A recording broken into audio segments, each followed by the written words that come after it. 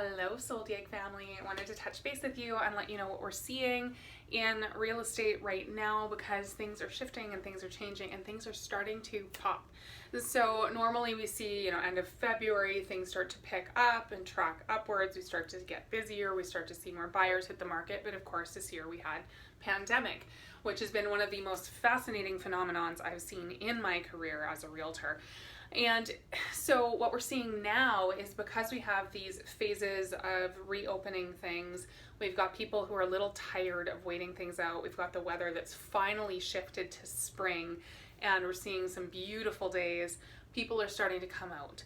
And so there's some precautions that need to be taken, obviously, to make sure that everyone is safe. And that makes our life all kinds of interesting on the real estate front because we're, figuring out masks and sanitizer and who needs what to feel safe and comfortable because we want to protect you. And we're also seeing now people starting to want to see more houses. We're starting to see more listings come on the market. We're starting to see more activity. We've seen some multiple offer stories this week. We've seen some activities in higher end properties that have been pretty stagnant. So listers first, if you're planning to sell a house this year, we need to talk about what the timeline looks like and whether that's we're thinking maybe the fall or we were thinking in March and now that's passed and do we wait, what do we do? I'm anticipating some softening in the market that you may want to get out in front of. It's going to depend on your situation. It's going to depend on your micro market, but Mark and I are here to chat about that with you and figure out what best serves you and what sort of timeline based on what we're anticipating is going to happen makes the most sense to get you the best value. If you're buying, it's really going to depend on what you want life to look like because we don't have a crystal ball. None of this is 100% for sure, but we've seen oil shocks before. And we just saw the biggest one in the history of my lifetime. So if you're planning to buy, now might be great.